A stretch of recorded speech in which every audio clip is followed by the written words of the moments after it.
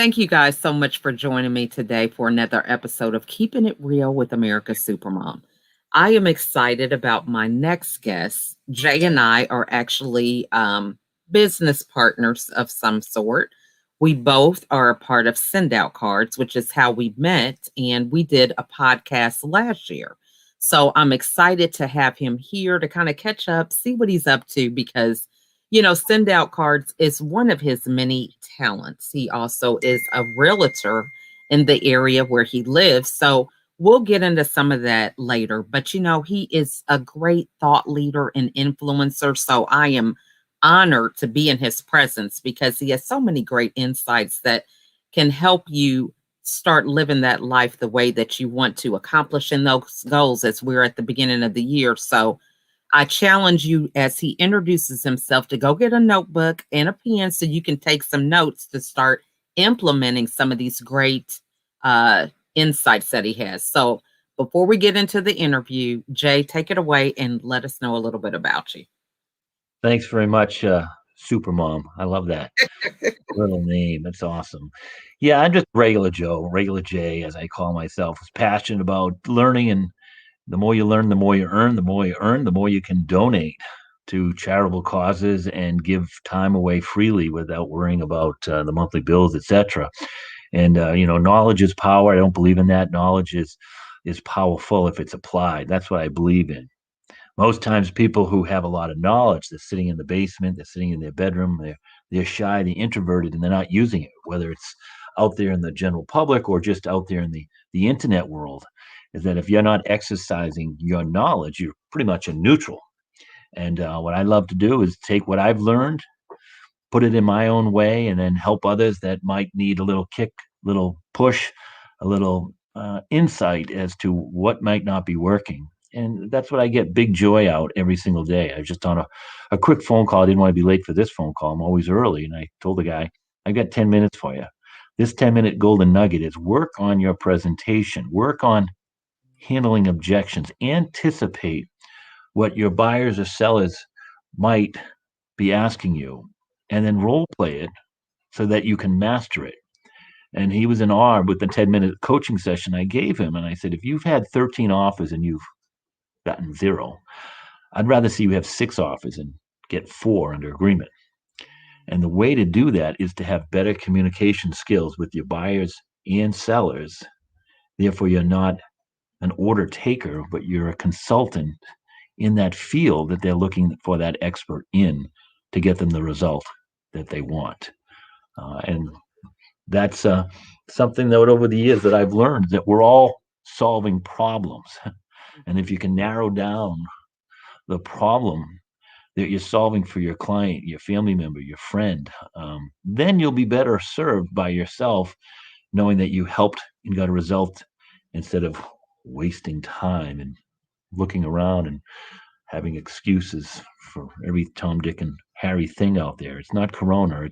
It's not the government. It's not the politics. It's probably the person who's looking in the mirror that can improve his or her skill to have a better 2021 than 2020. I love that. And I love the fact that, you are able to implement the strategies of coaching regardless of the time frame. So Sure. talk to us about how you're able to do that because so many people, you know, they one don't have the clarity of what their schedule is to know how much time they have. And then it's like they have this time, but not efficient about what they want to accomplish from a conversation. So, talk to us about how you got that clarity and how you're able to implement that every day. Great question. Most people who are entrepreneurs, they're competitive in nature.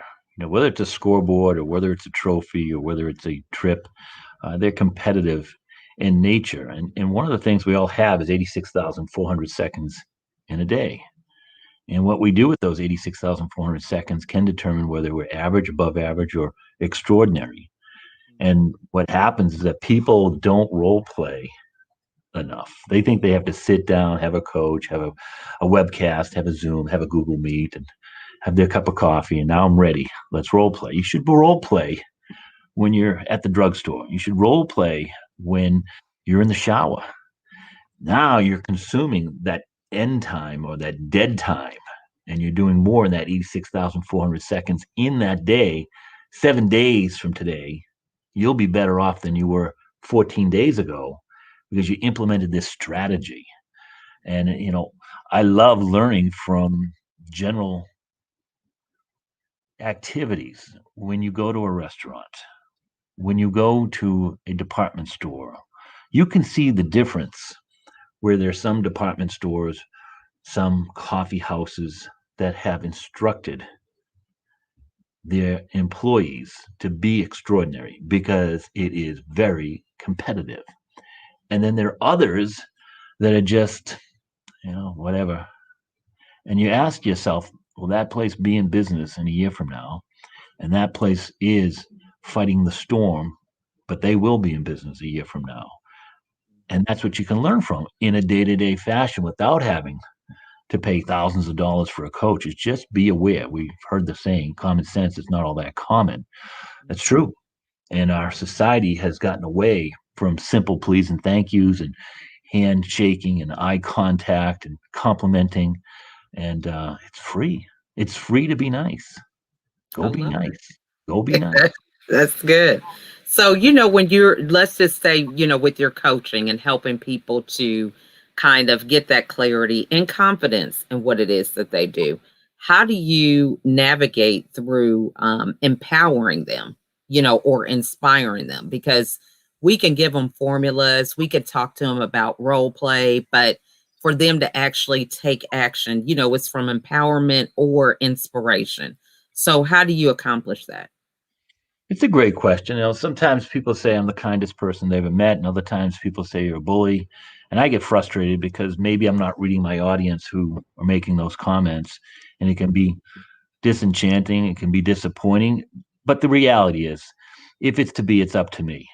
Mhm. And lots of people will shake their head saying, yes, I want that. But inside they're saying, I'll never do that. And that's fine. And that's why you, as a leader, a thought provoking leader, you can't force somebody until they're ready, but you can continue to give the information and give the suggestions and give um, the examples of. Mhm.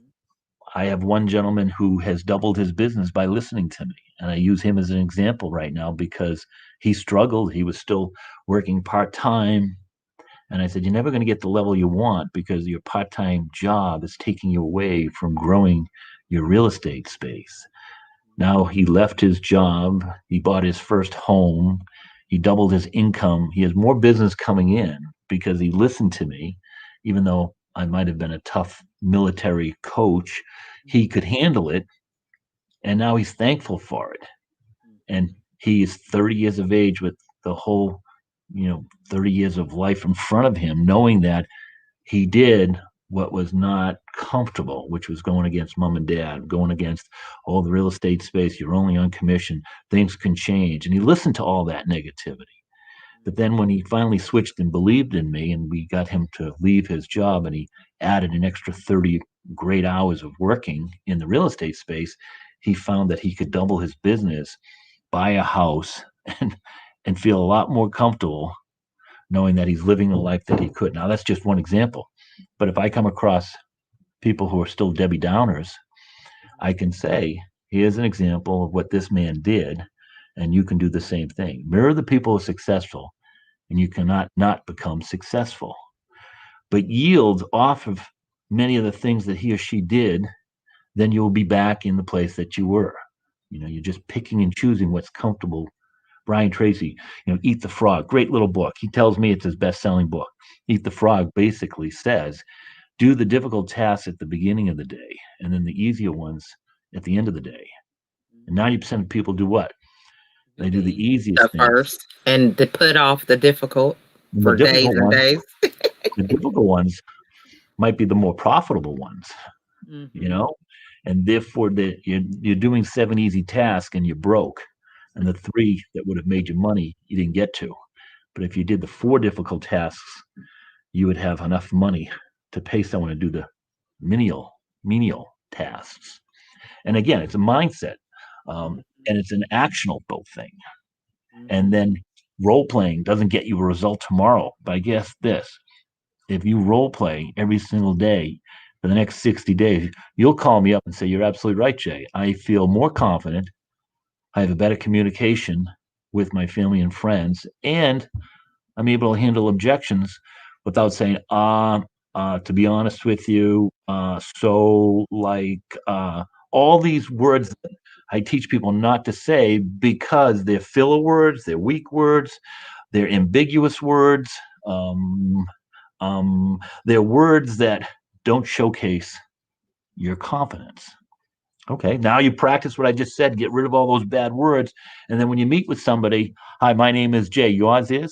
Great. What can I get you information on? Great. Here's a listing sheet. Here's a mortgage sheet. Due to Corona, we can stay 6 feet apart, but feel free to run through the house and call on me with any questions. Not difficult, but if someone were to role play that and own that when they're at their next listing appointment, buyer appointment, general appointment, and they just have that in their head, they're going to be more confident to say that. Anyway, I mean, it's just one little piece Love of that. how people can improve and take it to whatever industry he or she might be in. Mhm. They'll start to see better results, and then they can make more money, make more donations, give more Mm. charitable time away, spend more time with their kids and their wife, their spouse, their husbands, because they know there's a pipeline of business coming in because they confronted that fear. They ate that frog Mhm. and they became a better communicator in life and in business. I love that. And that role playing, for me, it sounds like you're saying when you learn something new, that the role playing is the implementation and the practice that Mhm. you're doing in order for you to make it your own and not so much positioning yourself to be just like the person that gave you the information. You're 100%, 100% correct. I like using this example. If you and I are friends, which we are, and we have a gentleman's bet who's a better golfer, practicing 1 hour a day for 30 days. Mhm, Oh, by the way, I'm a 9 handicap and you're a beginner golfer. The mhm, audience will say, "Well, you are, Jay, because you obviously started as a 9 handicap." And I say, "Well, not necessarily. See, I practice 1 hour a day with 9 handicappers.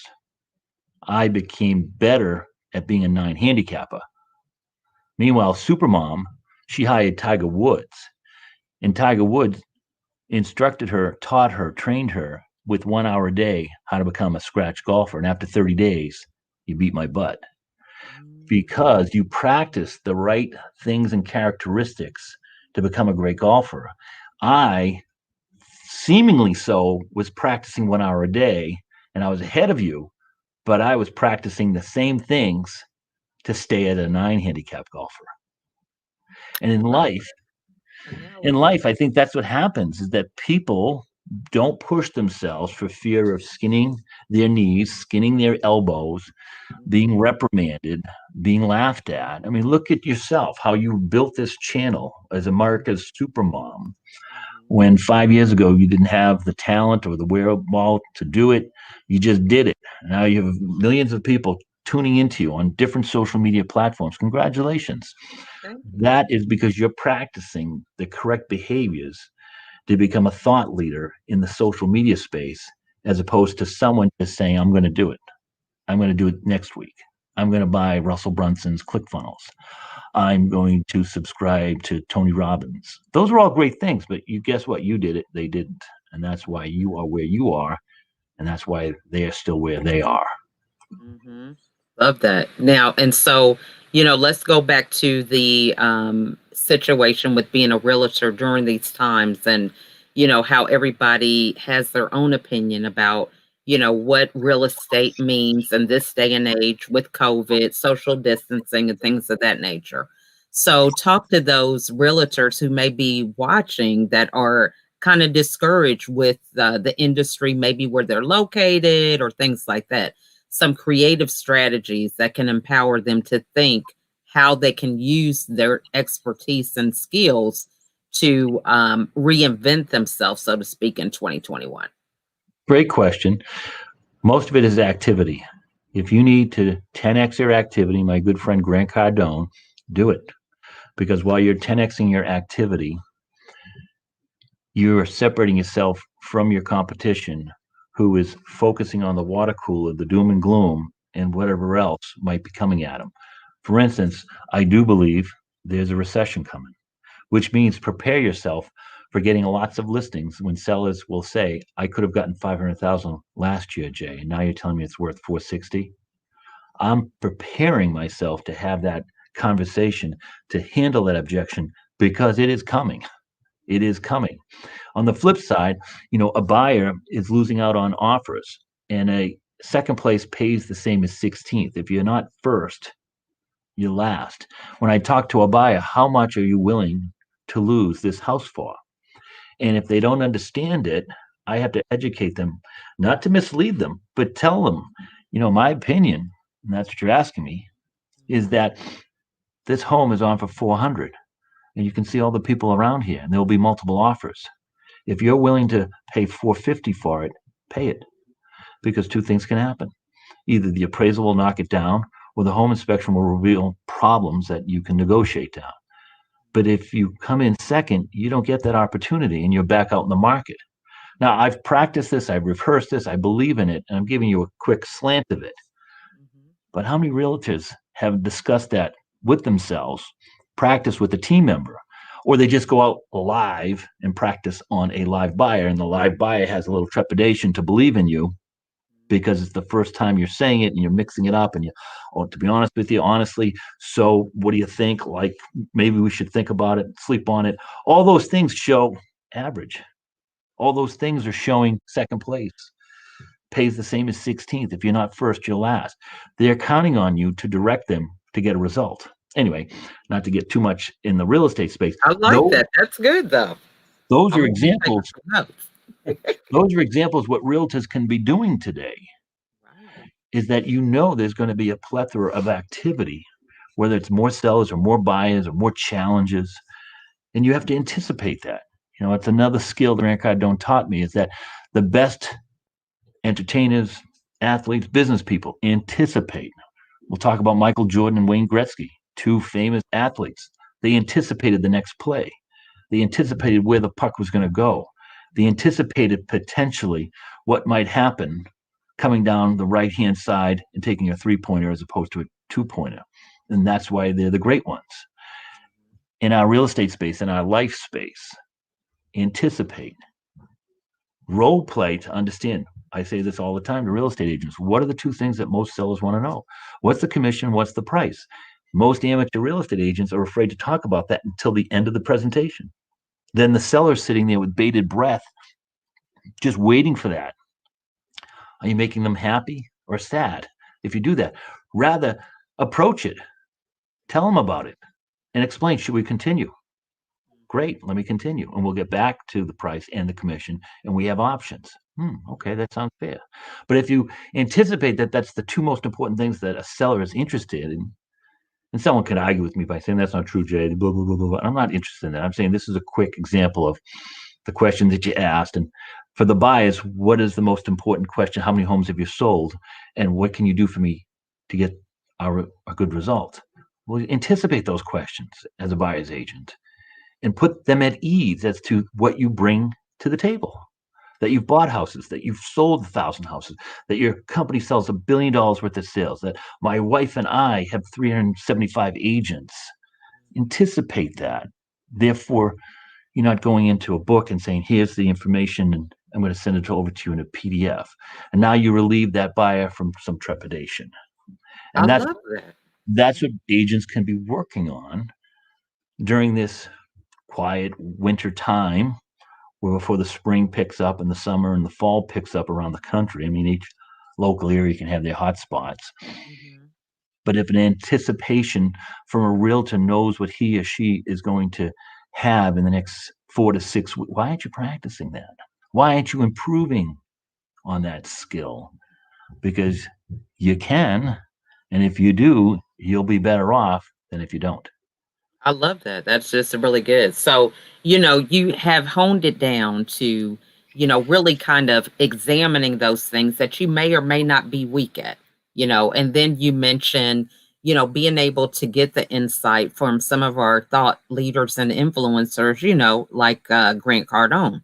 Mhm. So, in the presence of people who may be watching, you do have that opportunity to get that insight. How do you get the courage to ask the hard questions? Because a lot of times people can attach their how they're looking or feeling with the question they ask. So, it's like, oh, if I ask about money, they're going to think I'm broke when really you're broke.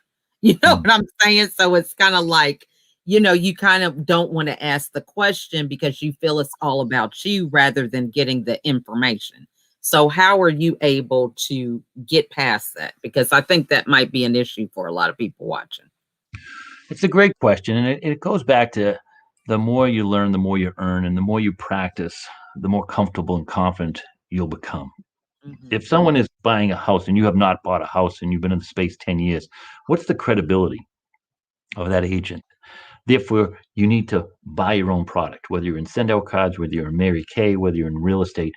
If you're telling and consulting somebody how to buy or sell and you haven't purchased that product, well, your credibility is probably going to be lower, right? And therefore, you've got to continue to push the envelope, skin the knees, get some bruises, face rejection. My wife says she eats rejection for breakfast. That's great. Hmm. Therefore, she removes rejection when she picks up the phone and recruits somebody, and someone says, I'll never come to Lear Real Estate. Not a problem. No means no right now, but doesn't mean forever. And then when they have a bad hair day and they have a bad experience, they're calling Stacy. And Stacy welcomes them, and now they have joined. But Hmm. she ate rejection for breakfast and continued the plight.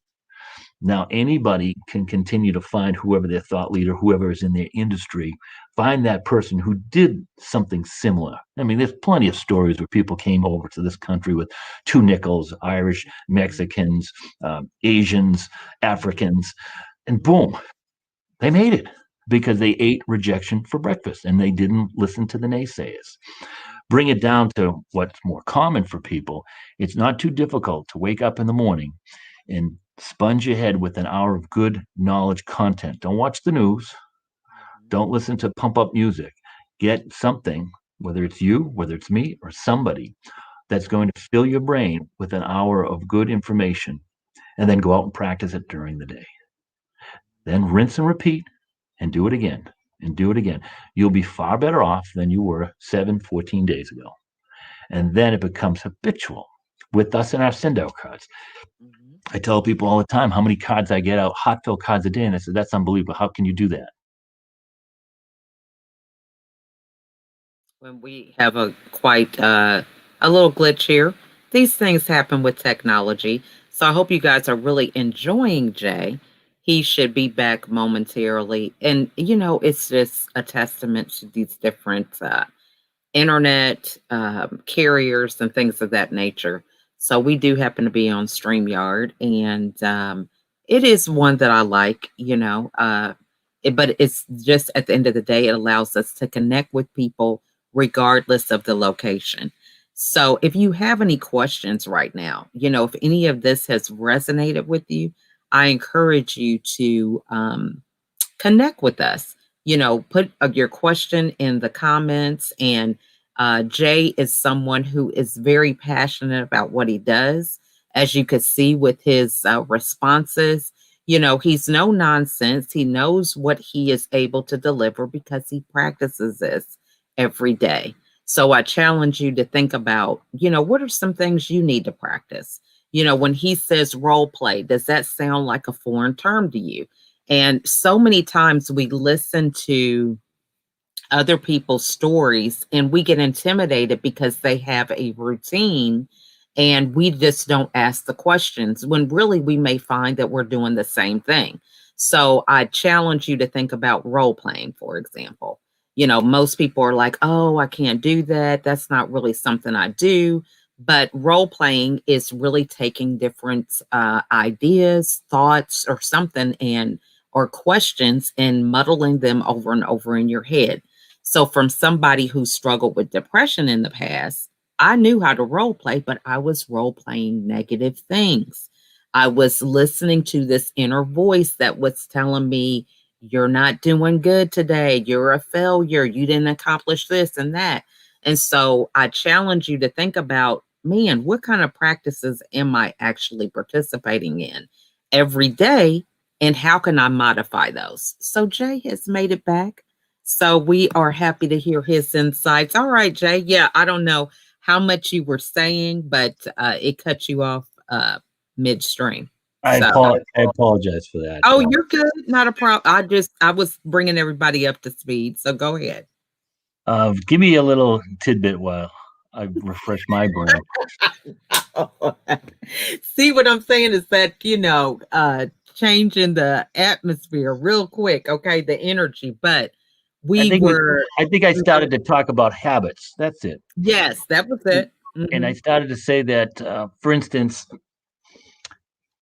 we're in the send out card business and we teach people Hmm. how to appreciate and how to follow up. In the business side of it, I teach people, I say, you have an opportunity to send out 1, 10, 20 heartfelt cards a day. You're choosing not to Hmm. because the limited beliefs in your head. Where if you create good habits, you get great results. Darren Hardy. If you create bad habits, you get bad results. They don't show up today and tomorrow, but they will show up. Hmm. And what I've created for myself is that anytime I've had a substantial conversation, text, email, conversation, belly to belly, I make a note to make sure I send a heartfelt card that night, that day, that evening. And what it does, it memorializes the conversation, the email, the belly to belly that no other platform can. We get a text, we get an email, we get a voicemail, we listen to it, we delete it, we move it, we save it. But when you get something 3 to 5 days later that memorializes, includes potentially the subject or the laugh or the update or the reference, that person's going to say, wow, Jay was taking interest in that call, that text, that email, that visit. Hmm. And I look at people and I say, guys, it's not that difficult. If you're taking 15 minutes to send one card, yeah, that's going to eat up 86,400 seconds. Hmm.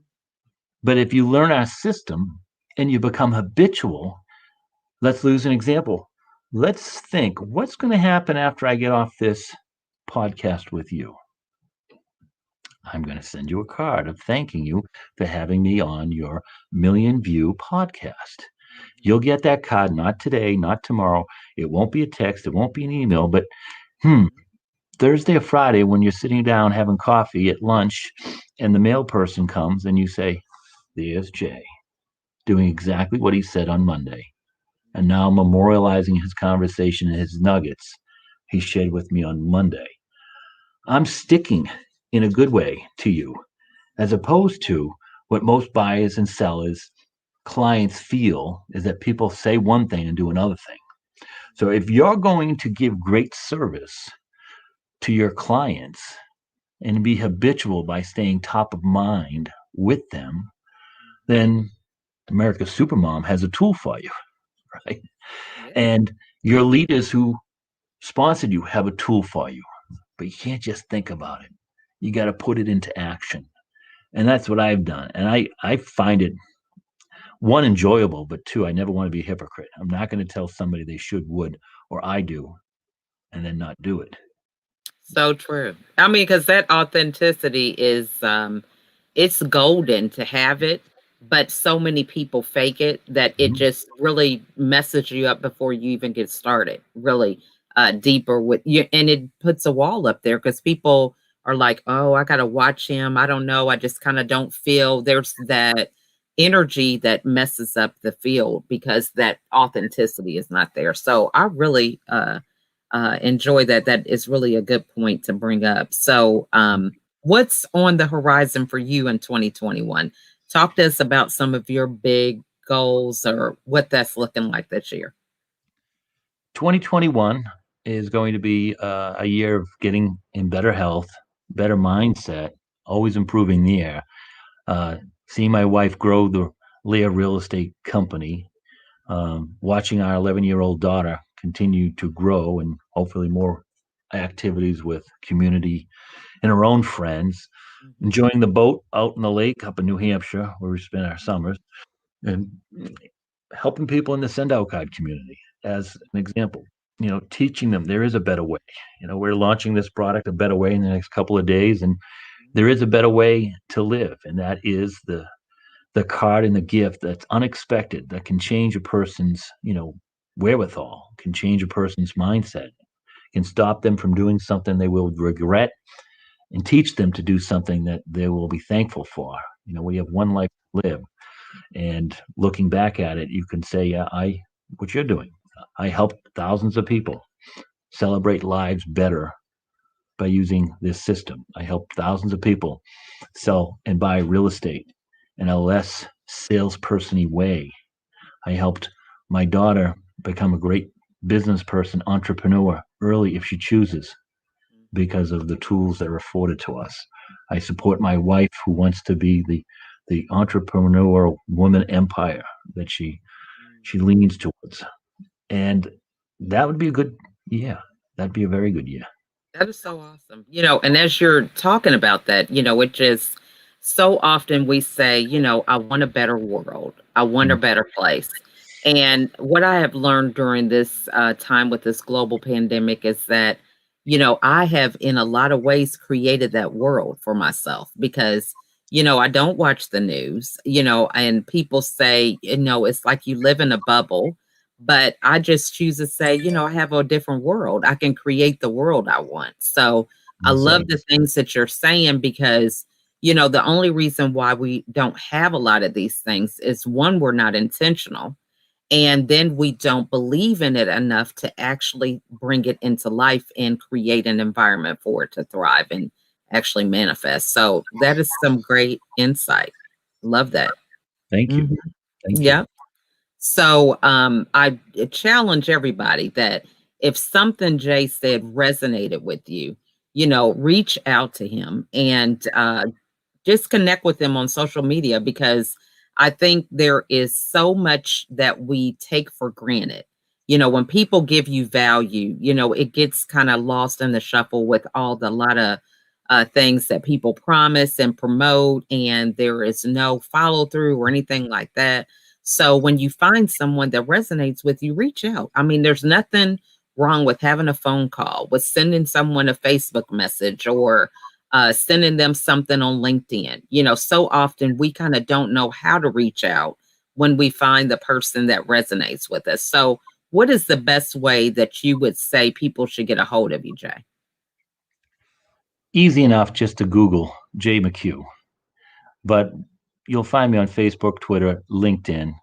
My email address, if you're listening, I'll go slow. Boston, we talk fast. JAY at JAYMCHUGH.com. And I'd love to, spend a Zoom call, Google Meet call, anything just to inspire people. And I do get joy out of when I get, say, your audience reaching out to me just to introduce themselves and say, thanks, I appreciate that nugget. Can you explain a little bit more of what you were talking about? I mean, that means people are listening, which is great. Right. And then people are interested in applying it, which is even greater because your audience, they'll be the America's Supermom, or they'll be a Jay McHugh, and they'll be helping others because that's how I feel, is that I have been in self-development probably since I was 23 years of age. I was a very good athlete. Soccer was my number one sport, and became a coach, and then just love giving back or coaching and seeing people have their success. Maybe that's selfish, maybe it's unselfish. I don't even care what people might deem it. But Mhm. giving back and seeing other people succeed is at times more joyful than the money you receive. I have this quote that people say, "Oh, you don't want to be the richest man in the cemetery." I said, I have one that's worse. You don't want to be the richest man in the world on an island in the South Pacific that you can't share your riches with. Mhm. That's That's good. powerful. That's Yeah. profound. Therefore, as I say to people, if you still have your first communion money, your first confirmation money, your bar mitzvah money, get it out. Get it out into the universe. Get it out to a charity. There's no reason to be saving. It's better to be giving and investing and using. Sure, savings. I don't want to get Dave Ramsey's folks all confused. Sure, you have to saving, Right. but it's the investing that Mhm. makes the world go round. It's the Mhm. improvement, whether it's getting in the gym, joining a boxing club, getting on better foods, going to Whole Foods and getting better foods in your system. It's that rather than just trying to consume the most and then look back at it and say, I lived a pretty average, poor health life and I'm gone. And therefore, I enjoy what send out cards gives us an opportunity to. I'll give you a little tip that frolicking flower, I love Mhm. it. The chance. I think it's one that gives a gift that's tangible and it has that smile. And when the sun hits it, it it works. And when the sun's gone and it's been cloudy, it sits there. And you Mhm. can see when the sun is making it up and down, a frolicking flower, guess what? It puts smiles on people's faces. And I tell them to put it in the car or put it in the kitchen windowsill because that's when you're going to see it. And you're going to see it and you're going to say, I love that little gift that America's Supermom gave me a couple months ago. And Mhm. each time I see that, I'm thinking of my friend Joy from Pennsylvania who gave me that gift. Look at, Mhm. I'm talking about her. Yeah.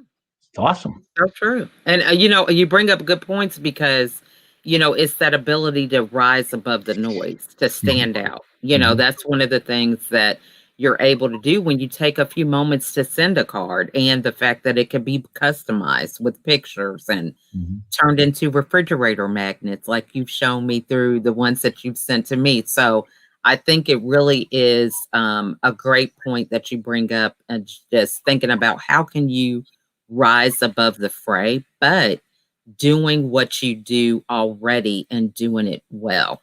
Hmm. Practicing your own way to be a Tiger Woods in your Hmm. business.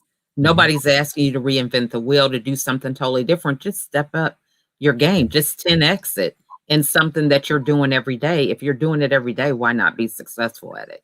So, Yeah. I mean, that's just a very good, profound lesson that you're teaching us today. And even going back to what you said about used to be a coach for soccer and, the things that you've done, this is where a lot of people are. They don't know how to transfer their gifts into different vocations. And so that's another thing that I would challenge them to listen to what you're saying about and reach out, because you can't get stagnant of thinking there's only one way to use that skill.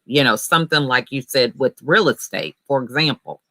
If you're a realtor, you could blog about your career, and with that blog, you can attach ads to it with people who have furniture, Hmm. right? Furniture that goes into houses that, but because you have that as an ad around your blog and it's related to your industry, you could still be making passive income. Hmm. Yeah. So, Lots of yeah. different vehicles. If Mhm. people get away from the noise and start Mhm. applying, they'll start to see minuscule results that will turn into good results and then potentially 10x results. But you got to start. You got to start. So true. Well, I just want to thank you so much, Jay, and looking forward to spending some time with you this weekend. We do have our launch, as you mentioned. So, for any of you who are like, "Hey, I need to get started. I need another form of income," because having one is not going to do it for you. At least in our household, we have 15 kids, but not all of them still at home. But still, we have 8 of them doing e-learning. So you guys just imagine that visual.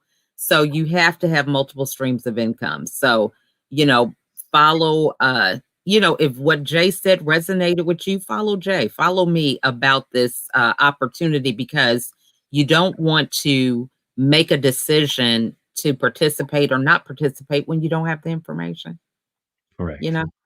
Correct. So thank you so much, Jay. And thank you all so much for watching. And we will see you all on the next episode. Bye for now. Thank you very much. You're welcome.